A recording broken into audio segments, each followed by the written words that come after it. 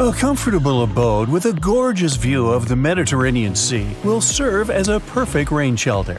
Well, this is what a real estate advertisement might have looked like for Neanderthals 100,000 years ago. Welcome to the weird and wonderful caves you could live in, or not. Of course, back then, neither real estate and advertising had been invented yet. Never mind the fact that Neanderthals couldn't build houses and often lived in caves. Yet, one of those caves looks an awful lot like a residential building. It's situated inside a high limestone cape called the Rock of Gibraltar. If the Neanderthals had had an economy, the caves inside this rock would have cost a bundle. Navigators discovered it in 1907. They just spotted a big hole inside the fortified rock. For many years, scientists have studied this place and found some traces of Neanderthals. They discovered ancient tools in the cave and bones of old animals. But the coolest thing was, they found 4 caves inside the rock. It was like a residential complex. Neanderthals lived alongside neighbors and helped each other hunt and fish. They created feather decorations and painted abstract drawings on the walls. Imagine our ancient predecessors hanging out in these caves 100,000 years ago. And now, scientists hang out there and study the primeval past of Neanderthals in detail. At the end of 2021, archaeologists uncovered a gap inside one of the caves leading to an unknown tunnel. They crawled through this hole and opened a new space under the cave roof. This place has been closed off from the outside world for over 40,000 years. And it seems it was one of the most prestigious apartments in the entire mountain complex. It has high ceilings with ancient stalactites. The ruined stone curtains divided the apartment into several rooms. Scientists also found the remains of ancient animals and scratches on the walls. It seems that Neanderthals had never lived here, but they used to visit this place. Archaeologists found the shell of a sea snail called dog whelk. One of the Neanderthals brought it here for some reason, but the primary owners of this place were hyenas. These caves show that Neanderthals were closer to humans than to monkeys.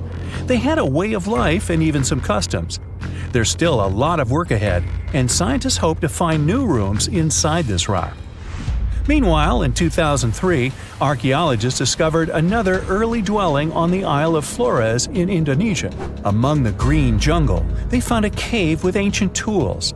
At first, everyone thought the human ancestors lived here, but then scientists discovered an unusual skeleton of an adult.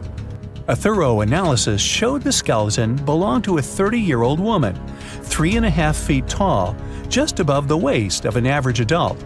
The woman's weight was equal to the weight of an adult shepherd. The skeleton didn't belong to Neanderthals or Australopithecines. It was a new unknown species, which scientists called Homoflorensis, or simply the Hobbit. Also, there were remains of unusual ancient animals in the cave. It was an elephant the size of a cow, some large storks, and giant rats. Archaeologists have found out that hobbits were not the owners of this place. The main inhabitants were the rats the size of a cat. Maybe they were fighting the hobbits. Some analysis shows that Homoflorensis wasn't our direct ancestor. They were in a separate branch of evolution. The hobbit skeleton looks more like that of a monkey than of modern humans. In 2009, in the dense jungle of Vietnam, archaeologists discovered Son Don, the largest cave in the world. If you go inside the cave and shout, you'll hear your echo a long time. In some places, the height of this cave reaches half the height of the Empire State Building, and the total area is larger than one central block of New York. Son Don is one of the 3 caves in the Vietnamese jungle. Many intricate mazes connect these caves. Inside, you can find unique plants and trees that live separately from the outside world. It's a real underground jungle. In some places, you can find collapsed ceilings that let the sunlight in. Besides unusual trees and plants, ancient stalactites hang there. Some limestone deposits are more than 450 million years old. They were here even before dinosaurs appeared. There are also many rivers in the cave. Rainwater coming down from holes in the ceiling has formed them. Fast streams resemble slides in a water park. They lead to unknown underground labyrinths. Scientists have studied only a small part of all these caves. The next unusual cave is in New Zealand. Hundreds of thousands of fireflies live inside. Each of them glows with a blue light. Together, they light up the cave. It may seem to you that you're on another planet, but you can't stay there for a long time. Special air measuring devices are everywhere. Scientists monitor the level of carbon dioxide necessary for the normal existence of fireflies. These insects are sensitive to the environment. If there are many people in the cave, or they stay there too long, the park staff will ask them to leave the place. It's like you're literally stealing oxygen from the fireflies. We've seen some pretty amazing caves so far, but how about a scary one? We're going to the desert of Yemen's Al-Mara province. What we're looking for is not a cave, it's just a black hole in the ground, right in the middle of the desert. It's big, the size of a basketball court. It's not its size that could scare you, but what's inside. Scientists are still not sure what it is. From the depths of this black abyss, a disgusting smell of rotten eggs constantly comes out, and sometimes you can hear some strange, frightening sounds.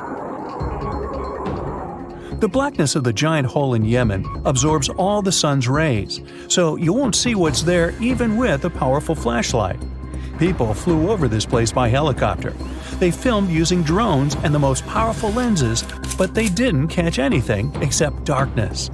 It looks like a big ink spot in the middle of golden sand. The locals are afraid to approach this place. They believe the cave leads to another dimension where evil creatures live. At the moment, the giant hole in Yemen is one of the most poorly studied and mysterious phenomenon of nature. How did it appear? How old is it? Where does it lead? Scientists are trying to find the answers to these questions. There are theories that the hole appeared because of construction work. Geologists drilled the soil nearby in search of minerals. It could have caused fluctuations in the Earth's crust and collapsed the surface. But no one can prove this theory, yet. And now, imagine a place where sunlight has not penetrated for more than 5 million years. There's little oxygen, and it's cold and damp.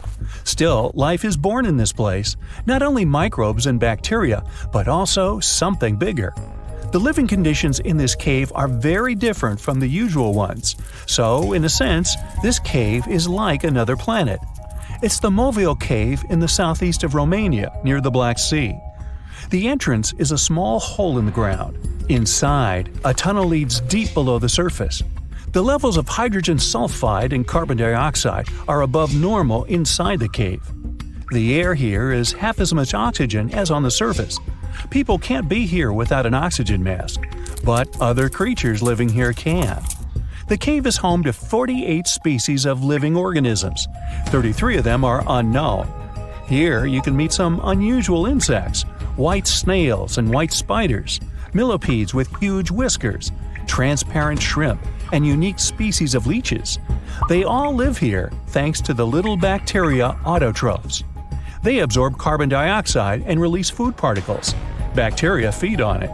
Other larger organisms feed on these bacteria, and some bigger organisms eat those little ones. In the end, everyone gets food. In this cave, evolution has created a biological system separate from the rest of the world. You know, scientists make discoveries that change the world, but even they can face mysteries. Here are 10 things that have baffled scientists. Imagine that you constantly hear a low-frequency hum, and no one can trace its source. Roughly 4% of the world's population hears the hum. It's a geography-free sound.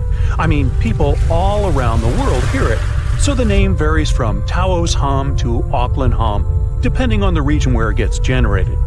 The sound is just on the threshold of human hearing. People hear it less when they're outside, and it gets louder indoors, especially at night. What's even scarier is that you cannot unhear it once you've heard it. Some folks say it started in London around the time of Charles Dickens, who wrote A Christmas Carol, and the low-frequency sound actually comes from the humbug. Or not. Actually, the earliest cases were recorded in Bristol, UK, dating back to the mid-1970s. Scientists have various theories about where the hum comes from and why only some people can hear it, yet they don't have a clear answer. It could occur when ocean waves move along the ocean floor. They shake the Earth when they collide with continental shelves. Or this might be happening because of volcanic eruptions and earthquakes. Oh, and how about ultra-low frequency radio signals used to communicate with submarines or even 5G? Upsweep is another type of unidentified sound. It was discovered in 1991 in the Pacific Ocean. The sound is high enough to be recorded throughout the ocean. Scientists theorize that the sound could be related to underwater volcanic activity. Interestingly, the volume of the sound has been diminishing compared to its volume when it was first discovered, yet it still can be detected. Plus, it's seasonal. It reaches its highest volume in spring and fall. Is it related to seasonal changes? No one really knows for sure. The next mysterious thing is a cone-shaped monument found in the Sea of Galilee in Israel. This monument was discovered accidentally by sonar scanning in 2003, but the findings were published only in 2013. The monument weighs 60,000 tons. It was once submerged by rising waters. Archaeologists say the monument is enigmatic because they can't figure out where it's from. They don't know what it's connected to or its function. So this big and unusual thing remains a mystery. Now let's move to Göbekli Tepe, Turkey. This place offers you one of the most archaeologically significant sites in the world. Why is it important? Well, it has massive carved stones about 11,000 years old.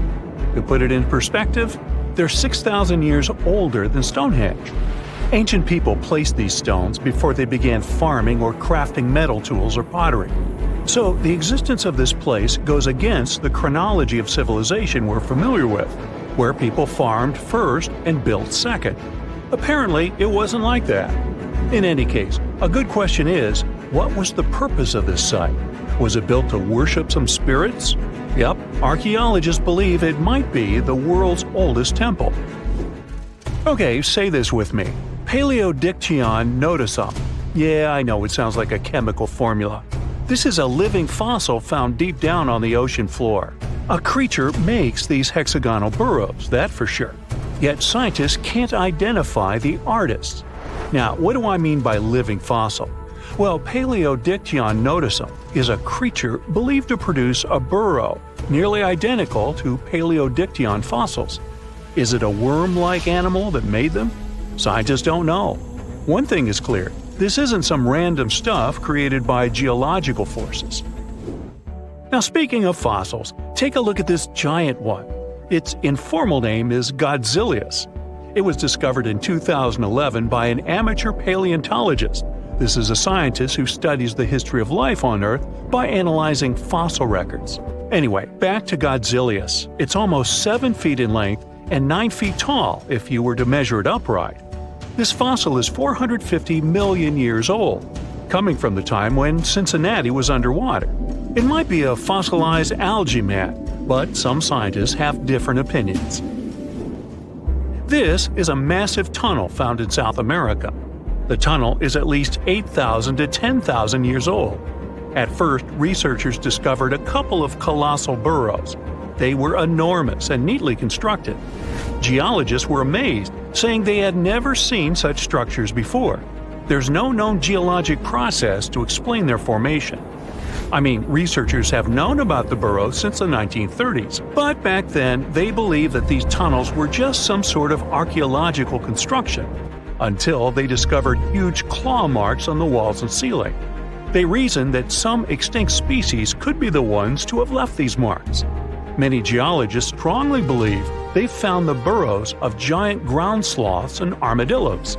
The structure is the largest known burrow from the Paleolithic age in the Amazon. Yet experts have many questions. How come such a deliberate-looking structure could form naturally? A researcher then discovered another strange cave. This one was hundreds of miles away from the massive tunnel. Fast forward, there are now more than 1,500 burrows from the Paleolithic age found in Brazil. What's even more interesting is that some of these caves are connected to tunnels that sometimes lead to chambers. I'll continue with a natural phenomenon. What if I told you that every year, especially in October, fireballs appear on the Mekong River in Thailand? According to legends, Naga Fireballs are a call for Buddha to return to Earth, and river serpents are the ones making these calls. Well, that's a myth, but what does science say about it? Is it related to a flammable gas? There are no clear answers yet. These fireballs appear to rise from the water. They can go as high as almost 990 feet. They're like fireworks, disappearing rapidly. They typically glow with a reddish or orange color. I'll mention some legends too, because why not? They're thrilling. And it would be a shame not to include the one about the lost city of Atlantis. As you may know, the legend says that Atlantis submerged into the ocean around 11,000 years ago. Since then, not just scientists, but also treasure hunters and philosophers have been searching for the lost world. Could Bimini Road be a trace? In 1968, a diver found strange stones off the coast of North Bimini Island in the Bahamas. The stones look human-made. It's like they were evenly spaced out and laid in an orderly row. It baffled scientists, but not for long. Carbon dating analysis of the blocks revealed that geological forces created the road naturally. There weren't any tool marks or signs indicating that the blocks had been stacked or something. The research is continuing, but yeah, scientists generally believe that the rocks were created by erosion. Well, I guess the time of Atlantis hasn't come yet. Okay, picture this. You're wandering on the beach, and you see dozens of octopuses walking past. In 2017, a group of people from Wales witnessed exactly this. Why did these creatures come out of the ocean? No one knows the answer. The group reported that they had seen 20 to 30 octopi crawling on the sand. The people looked for some signs of injury, but found nothing. They said that they had carried the animals back to the ocean. Interestingly, these creatures kept crawling onto the shore when people were asleep. Experts say that it's hard to be sure of the reason that pushed the animals to the beach without conducting a physical examination. They're still speculating about the reason behind this unusual and rare occurrence. Could it be overcrowding? Furthermore, the octopi were well armed. A separate study points out that the more fishers hunt large animals that feed on octopuses, the more the octopus population grows. Maybe that's why these creatures have to go farther to find food or shelter. But without proper research, these are only theories. There's a lot we don't know about space, too. So here's a bonus fact about the yellowish source of life in the solar system. Scientists have discovered a new type of wave inside the sun. These waves move in the opposite direction to the sun's rotation. Plus, they move super fast, so fast that it's beyond our understanding. Researchers have different theories about the function of the waves. If they figure out their role, this could give them additional insight into the processes happening inside the sun. And yes, the octopi were well armed. So what comes to your mind when you hear the word Antarctica? Most likely, cold, snow, ice, and penguins. Yet, this is one of the least explored regions in the world that hides many strange and unique things. Check them out. You don't have to go to Antarctica to see this weird thing. All you need to do is open Google Earth and move to one of the southernmost islands of Antarctica, King George Island. Recently, internet users have noticed a large and pretty strange cave entrance there. Where does this wide, dark passage lead? People started making suggestions. It's the entrance to a secret base or some laboratory. This is the part of the spaceship that crashed there thousands of years ago. This is the door to the ancient city of Antarctica. Perhaps there's a giant rock mountain with an ancient cave beneath all this snow and ice. Well, there's some ideas. Users have calculated the approximate dimensions of this cave. It might be about 74 feet high and 250 feet wide. You could hide a Boeing passenger jet in there. Nature probably created this entrance. This is a logical explanation, but there are two strange factors. First, take a look at the foot of the mountain. It seems that there are steps there. They're dark in color, as if they're made of stone. And if you look closely, you can notice something similar to human footprints. Has anyone entered this cave? Or maybe someone is still living there now. The second oddity is the disappearance of the mysterious finding. For the first time, people noticed it in a Google Maps snap in 2007. Then the entrance disappeared. Then it reappeared a few years later. After that, it vanished. And in 2022, people saw it again. Perhaps old snow melts, a new layer falls, and then the wind blows it away and the cycle repeats. But the alleged steps leading deep into the cave make one doubt the natural origin of this tunnel. You can easily find the coordinates on the internet and visit the cave via Google Earth. You might see something there and tell the world. There's another strange thing people discovered with the help of Google Earth. In 2020, one user found a strange object that looked like a giant ship 100 miles off the coast of Antarctica. It was covered with ice and snow and lying on its side. It looked like a cruise ship. You could notice the windows, the deck, and the bridge. But not all people agreed with this. Some claimed it was a spaceship. Others said it was some kind of secret building. The user who first noticed the ship stated that its size was about 400 feet, which is the perfect length for a passenger vessel. But what is this ship doing in such a remote place in the middle of a glacier? How did it get here? Who was its captain? No one has found the answers to these questions yet. In 2016, people using Google Earth discovered a photo of an unknown sea monster floating off the coast of Antarctica. This creature resembled a giant squid with a length of about 200 feet. This is slightly shorter than 3 train cars. Just imagine this Kraken swimming in Antarctica's dark, icy waters and dragging to the bottom everything it meets on its way. Maybe it's the great and terrible Chulu, or one of its offspring. You will quickly notice this blood-red waterfall among Antarctica's endless, dazzling white landscapes. Don't worry, it's not blood. For many centuries, the waterfall has been painting snow in a bright red color. The stream flows straight out of a white iceberg. Let's look inside and find out what's happening there. Millions of years ago, there was a small crystal-clear pond, but then a glacier formed around it. A thick layer of ice and snow blocks sunlight, heat, and oxygen access. For millennia, the reservoir remained in this cold vacuum. But at one point, the water made a hole in the icy wall and broke out. When this salty water comes into contact with oxygen, it immediately turns scarlet or rusty. Antarctica is the only place where you can find such a unique natural phenomenon.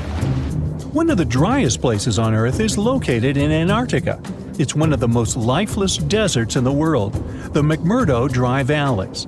In this desert, you won't see the scorching sun, hot sand, and cacti. A desert means a place with a lack of precipitation and life. The McMurdo Dry Valleys meet these parameters. But this place is also unique for Antarctica, since you won't find glaciers there. Despite the frost, ice can't form in the desert because it hasn't rained for millions of years there. It also never snows. A strong wind coming from the mountains reaches speeds up to 200 miles per hour. It would be difficult for you to stay on your feet there. The wind is filled with moisture. It heats up and evaporates all the liquid and snow in the desert because of its high speed. Only dry air reaches the ground. But you can find several lakes there. They don't freeze, only thanks to the high concentration of salt. The water is so salty that large life forms can't develop there. But scientists have found microscopic organisms near the lakes. 20 million years ago, Antarctica was filled with swamps and trees and swarming with insects and animals. But now, it resembles the surface of Mars, literally. Scientists and astronauts are exploring such regions as the McMurdo Dry Valleys, since the natural conditions there are similar to those on the Red Planet. So, before you go to Mars, you can practice living in similar places on Earth. Also, scientists discovered an underwater world in the Antarctic filled with hundreds of amphipods, crustacean animals similar to shrimp. Wait a minute, it happened in the Antarctic? But the McMurdo Dry Valleys are located in Antarctica. Well, the words are very similar, but what is the difference? Oh, and don't forget the Arctic. The Antarctic is the region in the southernmost part of Earth that houses the continent of Antarctica, and the Arctic is another land altogether. They have the same natural conditions, frost, ice, and snow, but they're located in different parts of the planet. The Arctic is at the North Pole, Antarctica is at the South Pole. Now, back to the discovery. Scientists put forward theories that the ice of the Antarctic hides a vast network of freshwater rivers and lakes. And in 2022, they found a new ecosystem. Researchers explored the Antarctic Ross Ice Shelf and its underwater rivers. This is a massive piece of ice floating in the ocean. A team from New Zealand used a special drilling rig equipped with a hot water supply to drill a hole 1,640 feet deep. That's more than the height of the Empire State Building. Then, they lowered some video cameras and saw thousands of crustaceans swimming in different directions. So it seems they're very unorganized. In the waters of the Antarctic, you can also meet some of the scariest creatures on the planet. These are sea spiders. They got this name because they resemble land spiders, but they're actually a species of marine arthropods. And unlike land spiders, those in the ocean are much larger. They look like 8 strong legs without a body. One such spider can be a dinner plate in width. Some of them have no eyes and have proboscises instead of jaws. Sea spiders are poorly studied because they live in deep, cold waters. Antarctica hides many little-known animals. There are long tunnels in its glaciers leading to scary darkness. On this cold continent, people have found the remains of giant dinosaurs and other ancient creatures, such as the ancestors of modern ducks. Many underground rivers and lakes hide unexplored wildlife. Even the ice here can be weird. Take a look at these striped icebergs. They have blue, black, green, and turquoise shapes. The color depends on the conditions of the water during freezing. For example, green lines appear because of algae, blue ones form when the water freezes too quickly. Okay, I'm freezing. Time to go thaw somewhere warmer. Hawaii. Yeah. 47-year-old Kenny Veach told his family he was going hiking for 2 days. His destination? The Mojave Desert. The man wanted to revisit a cave he had discovered during one of his previous hikes. But that was the last time anyone had seen Kenny Veach. A helicopter and over 30 search and rescue teams came back empty. The hiker was nowhere to be found. Was the mysterious M cave behind his disappearance? The oddest thing about Kenny's case is the fact that he was a seasoned hiker. He often went on solo trips to explore deserts in California and Nevada. The man was an ultralight hiker. That meant he brought only the most basic of supplies: water, food, and a tent. That's all. But this was enough for several days of camping in the desert. Kenny would rarely bring a GPS device with him. He didn't even bother to pack a compass or a map. Some would call him reckless, but he managed to get back home every single time. Kenny wasn't shy either. He had a YouTube channel where he regularly posted his adventures. He named his channel Snakebit McGee because he picked up snakes wherever he went. But Kenny also had another habit. He went into every cave he found in the desert. Now, he didn't post many videos. Kenny mostly used YouTube to comment on other people's adventures. In a comment from June 2014, the man revealed that he had discovered a mysterious M-shaped cave. It was located in the Sheep Mountains of North Las Vegas. Kenny's description of the cave is where the weird part of the story begins. He spotted it while hiking and noticed the cave had an interesting entrance. It was shaped like a perfect letter M. Kenny went up to it, but something didn't seem right. He reported that his body started to shake as he approached the cave. The vibrations were so strong near the entrance that Kenny turned back. In his own words, he was scared for his life. It must have really been something if it frightened an experienced trekker. Kenny had an impressive track record. He had been hiking for 20 years. He explored caves other people were too afraid to even enter. Once, he was bitten by a rattlesnake and had to spend a week in the hospital. On his journeys, the man found skulls of all shapes and sizes, as well as old animal traps. Kenny slept on mountain peaks under the stars. One time, he hurt his leg on a mountaintop. He had to walk 20 miles back to his truck. It was 100 degrees Fahrenheit that day, and Kenny had 1 cup of water to keep him going. Kenny Veach was a true survivalist. But this one cave was a mystery to him. He admitted that he was totally unprepared that day. He had the tools to open a can, but not to fight the mysterious force that took over his body. But Kenny wasn't a quitter. He made plans to return to the M cave, and this time, he was going to be ready. He did so several months later, but much better equipped. But the trip turned out to be a bust. He recorded a video, but couldn't find the cave. Was that it? Was the brave explorer finally going to quit? Not by a long shot. His followers on social media wanted him to solve the mystery. So he went out into the desert for the third time. He planned a short, overnight trip, but nobody ever saw him again. After 2 days, his family alerted the authorities. They quickly launched a search for the missing man. Now we come to the weird part. In one of his videos, Kenny stood in front of an abandoned mine shaft. This is where he briefed the viewers on the mission. Rescue teams reached this point and found Kenny's phone. This was 10 days into the search, but the trail soon went cold. The rescuers feared the worst. They decided to send a camera down the shaft, but didn't find anything. For a full month, no one had any idea where Kenny was. And then, the mystery deepened. An unknown woman came forward online. She claimed to be the missing man's girlfriend. The mysterious woman told the story of how she went with Kenny on hour-long hikes. She urged hikers to use GPS not to get lost. And then, a claim that shocked social media users. The woman believed Kenny's disappearance wasn't an accident. She revealed that her alleged boyfriend had some serious issues. Apparently, he had quit his job a year prior to his disappearance. Did Kenny Veach really trek into the desert to take his own life? People weren't convinced. Kenny's daughter believed her father just had an accident. In her words, he was a survivor. Was the mysterious M Cave responsible for his disappearance? Did he find someone or something he shouldn't have found there? The questions linger, and so do the theories among the online community. Fellow hikers and YouTubers were determined to find the M Cave.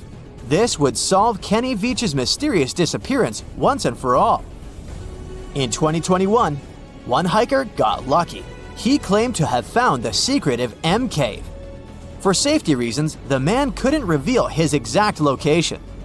The cave sits somewhere near Nevada State Route 375 East. The entrance to the cave really looked like an oversized letter M, just like Veach described it. But the shape is too hard to notice from ground level. Only when you look at it from above is the M shape visible. Who knows, hikers might have been walking past it for years without noticing the cave.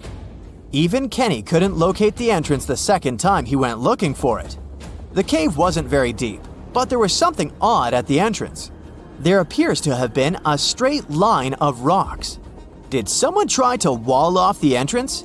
And at the back of the cave, there was an even stranger find. Small pieces of wood were scattered along the floor. They looked a lot like 2x4s that are used in construction. Was there a door here once? The hiker found a nail sticking out of the stone. It could be part of a latch that was there some time ago. But the strangest part was the writing on the wall. Hatch or Veach? It's hard to tell. The hiker that discovered the cave didn't want to stay to find out. He left the cave in a hurry. No, it wasn't because he felt a strange vibration in his body like Kenny. He just didn't want to be in a desert cave in the middle of nowhere. This is the Mojave Desert, one of the most dangerous landscapes on Earth. Could this setting better explain how Kenny Veach disappeared without a trace in 2014? The desert's nickname is well-deserved. This is where scientists recorded the hottest temperature on the planet. 134 degrees Fahrenheit, and the average temperature during summer, just 113 degrees Fahrenheit, no sweat. But you'll also need a blanket. At night, the air temperatures drop well below freezing. Talk about a climate roller coaster. And the list of dangers doesn't end there. The driest and hottest place in the United States is home to dangerous animals. Mountain lions, venomous lizards, spiders, and wasps. You name it. Any one of these animals can end the life of an unsuspecting hiker. There is a reason why Kenny always wore snake guards when trekking. And then, there are mine shafts. Local authorities strongly advise hikers not to enter them.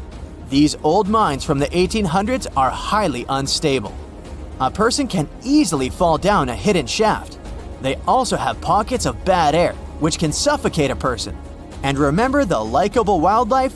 They too live in these shafts. Rattlesnakes, scorpions, and black widow spiders. Kenny Veach could have easily fallen into one of these shafts, and there would be no help for him from miles around, since Nevada is one of the least populated states. In 1991, somewhere in the lush jungles of central Vietnam, a local logger found a mysterious hole among the foliage and bushes.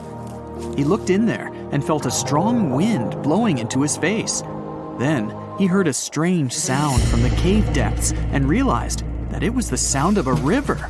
The logger didn't check the cave, but decided to go back there with a flashlight and a rope. When he returned, he couldn't find the cave anywhere. He spent a few years searching for it. Finally, in the 2000s, the logger managed to locate it again. In 2009, he brought scientists to this place. They found out the cave, called Sundong, is the largest in the world. There's so much space here that you'll hear a long echo if you shout. Sundong's main passage reaches 660 feet in height in some places, which is more than half as tall as the Empire State Building. The area of the cave is so huge that an entire New York City block with 40-story skyscrapers would fit in there. There's a deep underground labyrinth under the jungles of Vietnam, hiding 3 of the largest caves in the world, and Sundong is number 1 on this list. The vast space inside is filled with various plants, unique microclimates, and different landscapes. There's a real jungle growing underground. It became possible thanks to the collapsed ceiling in some places. It lets sunlight penetrate there from above. There are huge stalactites 250 feet high on the ceilings and walls, which is more than the length of a passenger Boeing. They've been here between hundreds of thousands and millions of years. Some limestone deposits are more than 450 million years old. It means they've existed since the time long before the dinosaurs. Besides the jungle, there are also many rivers in the cave. They were formed because of rainwater coming down from holes in the ceiling. These rivers are smooth and fast, like slides in a water park. But riding them isn't the best idea, since they can carry you into one of those long labyrinths that the cave is full of. And we still don't know where they're going. You may find yourself in another unknown part of the cave. This is what happened in 2018. 3 divers accidentally discovered new areas in Sundong. The cave turned out to be much bigger than everyone thought. They dove into one of the cave's lakes and reached a depth of 256 feet. At the bottom, they found a separate tunnel. Divers lowered a fishing line with a lead weight there and found out that this place reaches a depth of 394 feet, and the tunnel is more than half a mile long. We still don't know the exact size of the tunnel. Sundong also connects to another huge cave. There are lots of things you can see in Sundong besides underground labyrinths and rivers. You can find spacious rooms with lakes, and you can walk for hours along dark mountain corridors. This place is strikingly beautiful, but dangerous at the same time. And the coolest thing is that you can take a walk here. Since 2013, Sundong Cave has been open to tourists. It's not just an easy walk to take some selfies though. The expedition to the cave lasts for several days. For the first day and a half, you'll explore the 3rd largest cave in the world. And only after that, you'll reach Sundong. The path will take you through rivers, dense jungles, mountains, and rocks. You can meet many exotic birds, monkeys, and other animals. And according to many people, the way to the cave is even more impressive than the cave itself. When you reach your destination, you'll spend the next few days exploring Sundong. Together with other tourists, professional guides, and porters, you'll be sleeping in tents in different places in the cave every day. You'll see some stunning landscapes and, get ready for this, 400-million-year-old majestic fossils. There are also dark rooms with lakes that are good for swimming. Such adventurous expeditions become more popular every year. People who visited the cave call it the most amazing place they've ever seen. Another amazing cave is located in Indonesia, on the island of Flores. It's quite small, but holds amazing things inside. In 2003, a group of scientists discovered ancient artifacts here, including fossils of primitive tools, such as sharpened stones. Scientists realized that hundreds of thousands of years ago, this place was home to our distant ancestors. Then they found a very unusual female skeleton. That woman was only 3.5 feet tall. This is the height of the waistline of an average adult person. That woman had no problems with her spine or with the development of her bones, though. This and other skeletons found in the cave belong to some unknown human ancestors.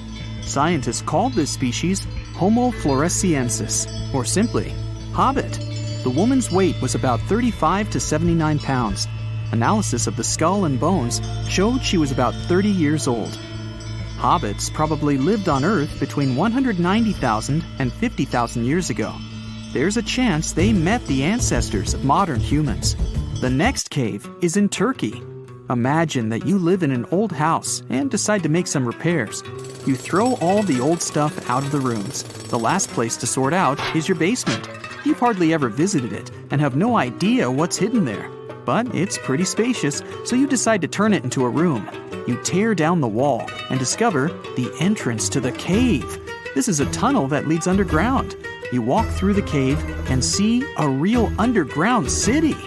This happened in Turkey in 1963. One of the locals discovered a secret passage to a lost city in his basement.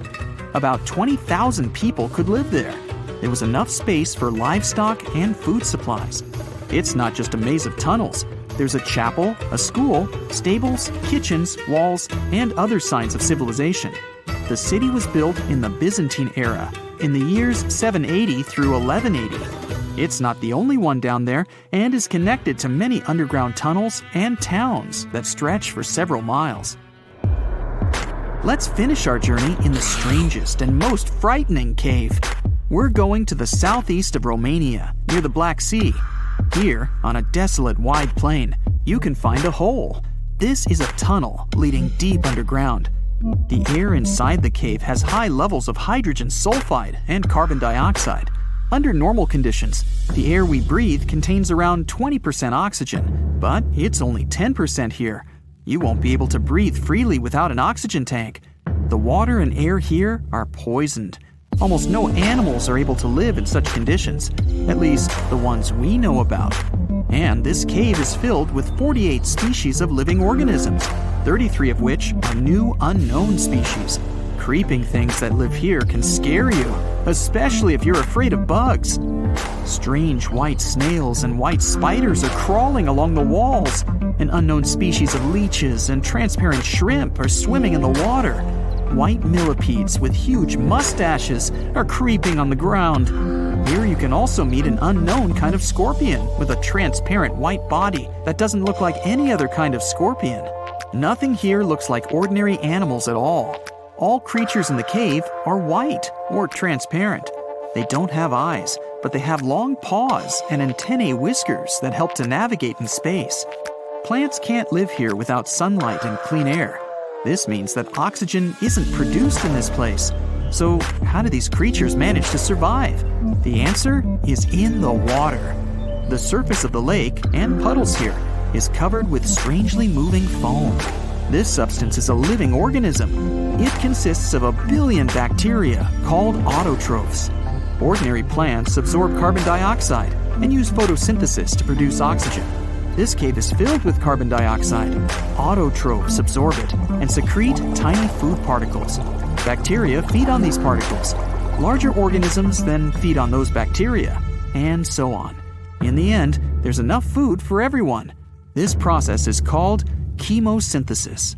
It's like photosynthesis, but uses water instead of sunlight in its chemical reactions. In this cave, evolution has created a completely unique biological system, separate from the rest of the world. Researchers have found almost 1,000 previously hidden Maya settlements in the tropical lowlands of what is now northern Guatemala.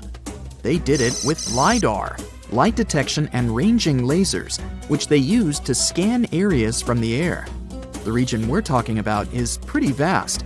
All those structures and buildings they saw over there stretch across about 650 square miles. And these spots were supposedly occupied thousands of years ago. It seems all these structures were pretty densely packed, so people lived close to each other. They had at least 417 ancient villages, towns, and cities where they could identify boundaries. These structures and buildings were actually a part of a state that looked like a kingdom. Some of these settlements were built as sports courts, civic, ceremonial, and religious centers, and residential homes. there were also massive palaces, platforms, dams, pyramids, and causeways across that area. People who lived there also had reservoirs where they collected water. So, they needed the power to organize thousands of specialists and workers, and they also needed many skilled people to build such structures without the technologies we have today. They needed lime producers, architects, mortar and quarry specialists, lithic technicians, those who took care of legal enforcement, and other important roles to establish the true community. This cool laser scanning system researchers used while exploring this area can even penetrate very dense ecosystems and vegetation. The light bounces off different surfaces and then creates a digitally reconstructed map. This map is based on how much time it takes for the pulses to get back to a receiver. So, with this laser system, they discovered there were also lowlands for agriculture. So why exactly did the Maya settle in this region? It was a specific area. Plus, it was hard to build such an amazing kingdom in a tropical rainforest climate. Back in the old times, ancient peoples had mostly inhabited areas in drier climates. Over there, they would build water resources, which were some sort of the basis of society and a source of life. An example of this is Teotihuacan of Highland Mexico, although they did have a couple of navigable rivers they could use for transport and trade. But these rainforest areas had their advantages too. The Maya used natural resources like limestone, which was their primary building material, salt, and the volcanic rock obsidian, which they used for different tools. Also, they managed to find enough dry land to live and build homes there. The lowlands were seasonal swamps called bajos, and they were perfect for agriculture because of the fertile soil. Generally, the Maya built settlements that could endure rainy periods too. They were ready for different circumstances, including flood and drought, which is something you could see in how they built houses. Their architecture was also one piece of evidence that showed their community was like a centralized kingdom-like state, which shows they stuck together through tough times. The Mayan Empire was very powerful, and it reached its peak about the 6th century CE. They were excellent at pottery, agriculture, writing, mathematics, and calendars. They were the ones who created complex calendar systems, such as the calendar round, which is based on 365 days. Although some believed the Mayan calendar predicted December 21st, 2012 would be the end of the world, it was just a coincidence with the end of a certain full cycle. They would call it the long count calendar, and it lasts 5,125 years. The Mayan people left behind an impressive amount of astonishing architecture and symbolic artwork. Most of their stone cities ended up abandoned by 900 CE. No one still knows why the Mayan civilization in that area collapsed, although there are some theories. Some think that by the 9th century, these people had exhausted the resources around them to the point that they could no longer feed and sustain such a big population. Others believe some city-states didn't get along that well, so they broke down the traditional system of power they used to have. Some say it was all because of a very long period of drought. It could be a combination of all these factors, though. But one Mayan city, located on an island, even survived until the 17th century. It was long after the rest of the Mayan civilizations had been destroyed or abandoned. If you're a traveler, you might know the town by its modern name, Flores. Scientists believe about 2,000 people lived there. The earliest Maya people were farmers. They cultivated crops like beans, squash, corn, and cassava. As they had many interesting ingredients, they created hundreds of cool recipes. Many of those are still present even today. For example, in modern Mexican cooking. And especially popular are papayas, cacao, avocados, squash, pineapples, chili peppers, beans, and so on. Even though the Maya mostly practiced a kind of primitive type of slash-and-burn agriculture, there is also evidence of them using some more advanced farming methods, like terracing and irrigation. And they were big chocolate lovers. More than 3,500 years ago, the Olmecs of Mesoamerica probably turned out to be the first to realize that it takes some work for us to get such a cool thing as chocolate. But the Maya were the ones who turned it into a true form of art. Scientists found out about it when they found cacao in Mayan pottery. Their chocolate would be mixed with honey, water, cornmeal, and chili peppers. That's how you get a spicy, savory, hot chocolate beverage you can try even today in Mexico and Central America. Also, they used written language in their books. Their paper was made from fig tree bark, and using strips of that paper, they created a large library of books. Books made of this material are called codices, and 4 of these can still be found today. Sadly, many books were lost over time because of the humid climate or some human factors. The classic Maya built a bunch of palaces and temples that had a stepped pyramid shape. They decorated them with inscriptions and reliefs, which have earned them the reputation of being incredible artists of Mesoamerica. For the Mayans, flat foreheads were the most desirable thing on someone's face. They were generally really into aesthetics, and having a flat forehead was one of the main things where you could meet their highest aesthetic standard. They also liked to glam up their looks with makeup and clothing. Also, the Mayans were master tattoo artists. Actually, they were one of the first civilizations that started doing such forms of body art. They had a rich culture and believed in many things, such as fairies. Many civilizations across the globe believed in these mythical creatures, which had different names everywhere. The Mayans called those creatures aluxes. They would make sculptures of aluxes from wood or clay, take them to the forest, and hide in some secret spots. The Maya believed these sculptures would come to life during the night and take the role of guardians of their land, animals, and crops. The Maya believed caves were entrances that led to the underworld. You can even visit some of these caves if you like. For example, you can explore the jungles of Quintana Roo and Yucatan near Cancun. There are many spots where researchers found artifacts the Mayans had left behind. They were one of the first cultures that learned how to use rubber latex and make, for example, rubber balls for the many interesting games they had. They used natural latex and then probably mixed it with some other natural substances. That's how they came up with the bouncy balls they played with. They also built cool steam baths. The Maya had structures made from stone that looked like something we know today as bathtubs. Plus, they were building heated stone structures we know as sweat houses. Researchers found these in El Salvador and Guatemala, and they were previously hidden under volcanic ash. The moon's surface has millions of craters, but something else has drawn a lot of attention to it. A giant rare hole that turned out to be a tube. It was found when the Japanese lunar orbiter was gathering data around the moon's skylight, the tube's entrance.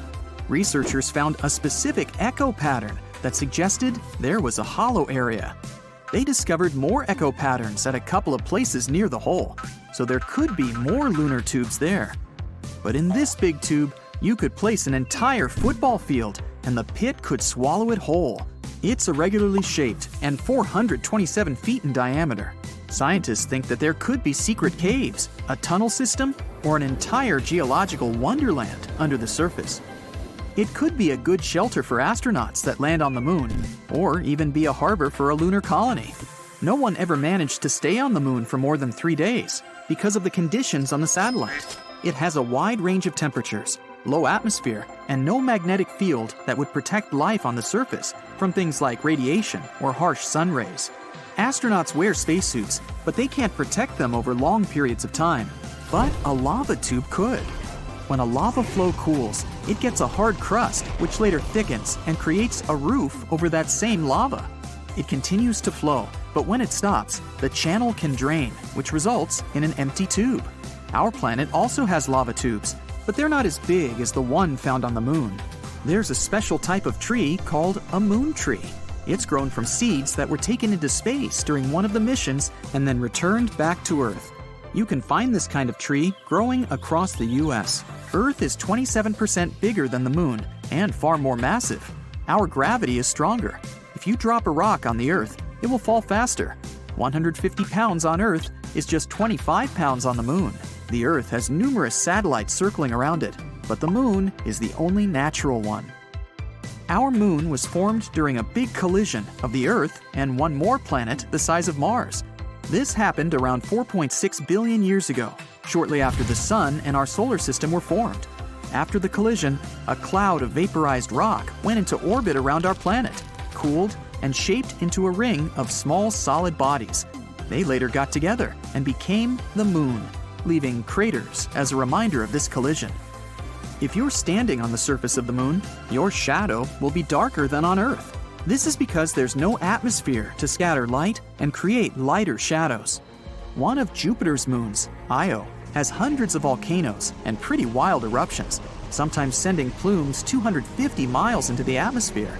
These eruptions happen because of the extremely strong gravity this moon is exposed to.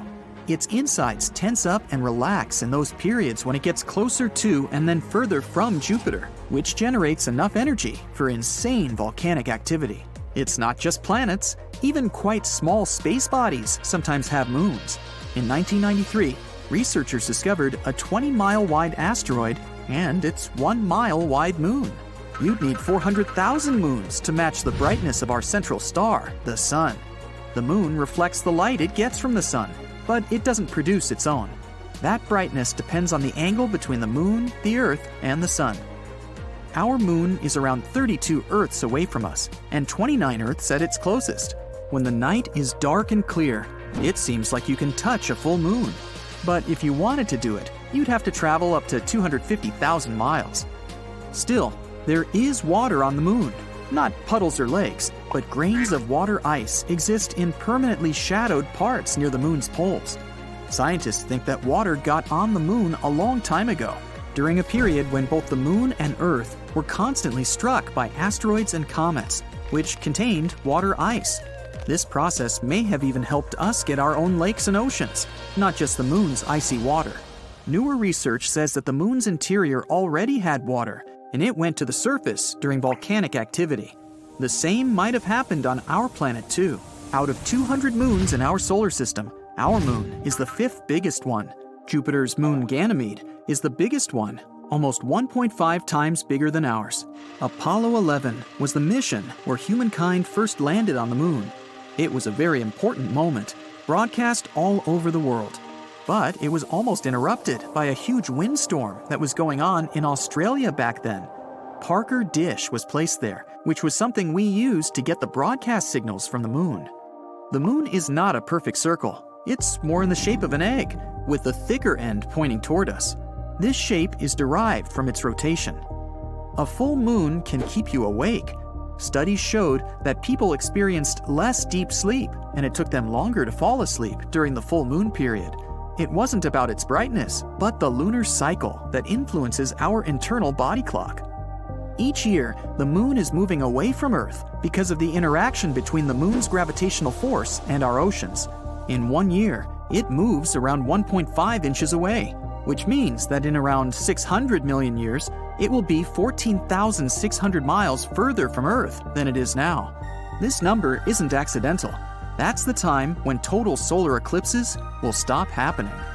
Humankind hasn't set foot on the moon in a few decades, but footprints there are still fresh because there are no winds up there, so these tracks can stay there for millions of years. The moon has its own time zone called Lunar Standard Time. Time is different on the moon, so a year there is divided into 12 days, considering each is as long as our month.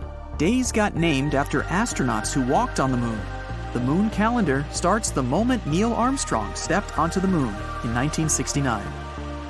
There are possible energy sources for living beings on one of Saturn's moons. It has an ocean under the surface, and it may feature some chemical reactions similar to those that help certain forms of life on our planet survive. The moon used to have active volcanoes, probably during the time of the dinosaurs.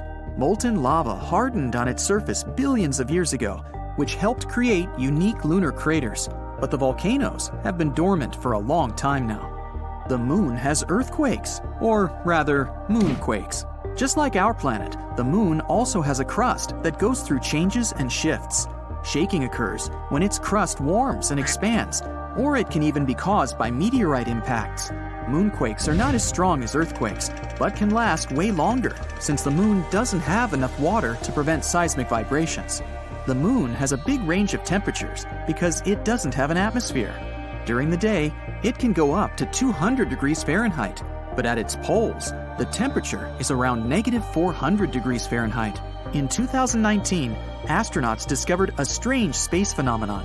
The moon was crossing in front of the sun, and at one moment, it seemed like it stopped and then started moving backward. It's the same optical illusion like when you're driving on the highway and pass a car that's slower than you. At one moment, as you move ahead, it may appear like it's going backward.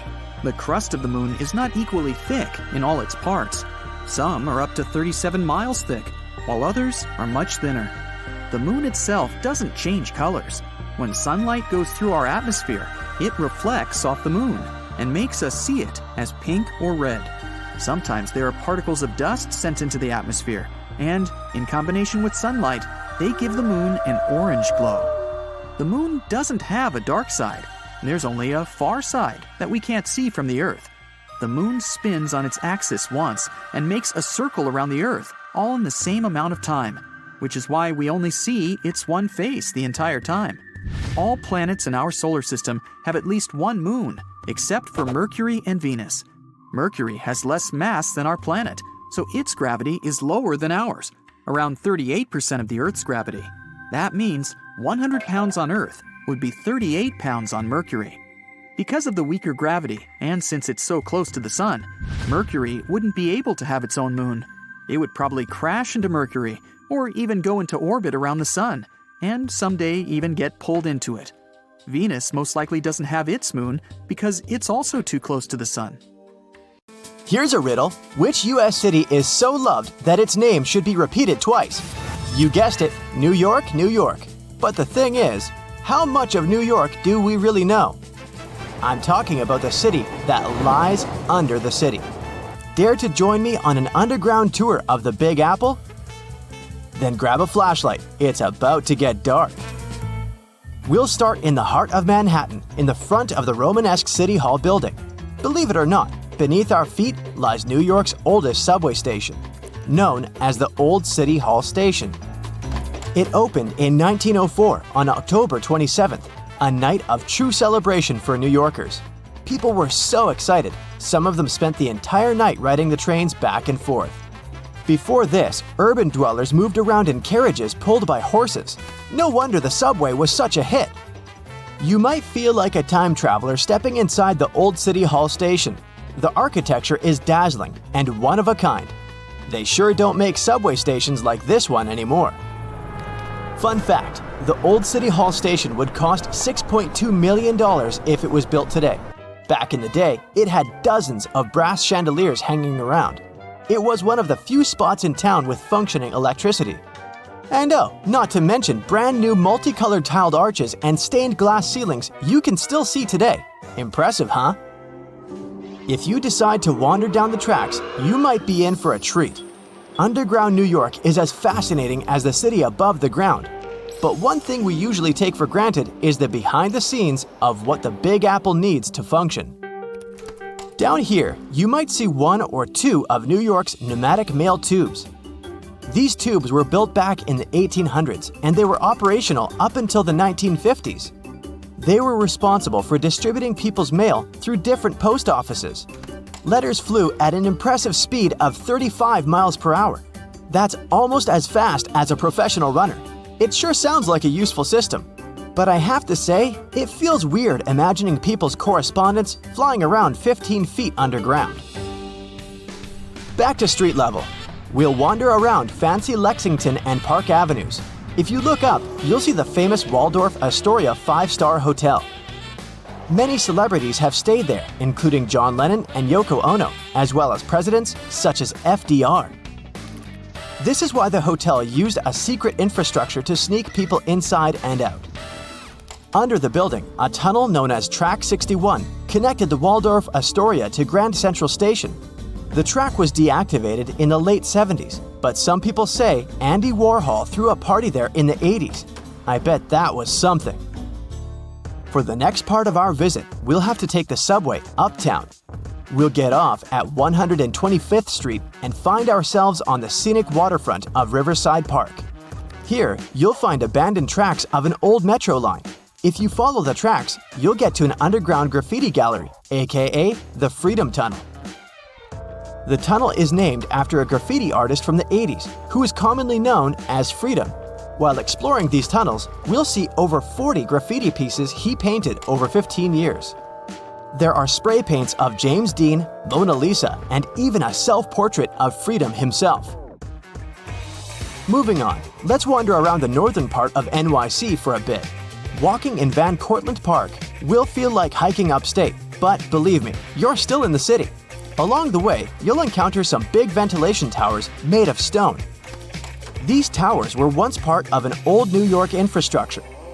They make up the remains of what used to be the Croton Aqueduct. In the 1800s, the city's water supply flowed through a 41-mile-long underground tunnel, all the way from Croton River in upstate New York to Bryant Park in Midtown Manhattan. Oh yes, and I should probably tell you that Bryant Park wasn't a park. Instead, it hosted a colossal stone structure that looked pretty much like something ancient Egyptians would build. This 4-acre structure served as the city's water reservoir. It even had a pathway on top so that people could enjoy a nice afternoon stroll while looking at the reservoir's crystalline water. Now, all this exploring might have made you hungry, but don't worry, our next stop includes a yummy treat. We'll have to leave Manhattan and make our way to Brooklyn. In case you didn't know, New York City is made of 5 boroughs: Manhattan, Queens, Bronx, Staten Island, and Brooklyn. Crown Heights, that's our stop. Would you believe me if I told you that beneath these streets lie caves full of aging cheese? How very Parisian of them. To get down there, you'll have to make your way through a century-old building that now works as an office space. Maybe wave hello to all those hard-working people and disappear in one of the stairways that will take you 30 feet below the ground. You won't need a flashlight for this one. The caves are bright and renovated and can hold up to 22,000 pounds of cheese. But hey, it might stink. That's the main reason cheesemakers decided to use underground tunnels to age cheese in the first place. After a bite or two of some delicious cheese, let's keep going. While still in Brooklyn, you might see tons of locals enjoying a sunny day in the McCarran Park pool. This pool is a huge attraction, being 3 times the size of an Olympic pool.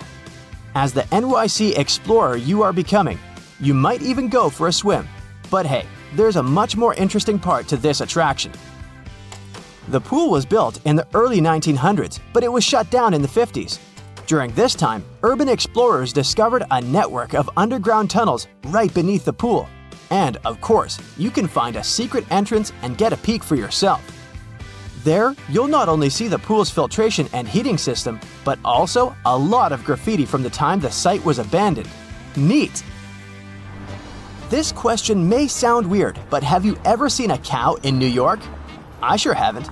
Well, maybe there's a reason for that. Apparently, New York still has underground tunnels that were constructed for the transportation of cattle. Once New York started to flood with automobiles, cows became a burden for traffic.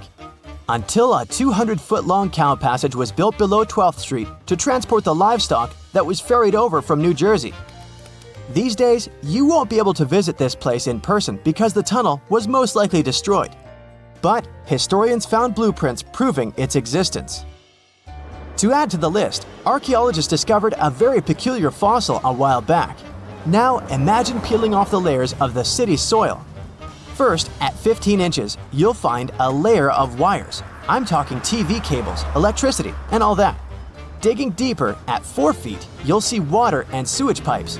But then, at 15 feet down under the surface of NYC, diggers have found a fossilized shipwreck. The wreck is located right under Broad Street, where there was once shallow water. They believe the wreck dates back to the 1600s. It's 92 feet long and 25 feet wide. Oh, and that's not all. At the intersection of Bowery and Canal Street, engineers stumbled upon a room with its walls and ceiling covered in mirrors. And no one has managed to explain the existence of this bizarre place yet. Our Big Apple underground visit is coming to an end. but we sure did more than just scratch the surface on this one. Before we finish, let's enjoy the best of what NYC cuisine has to offer, a good old bagel. Who knows, maybe next time we'll do Paris or even London. See you soon, explorer!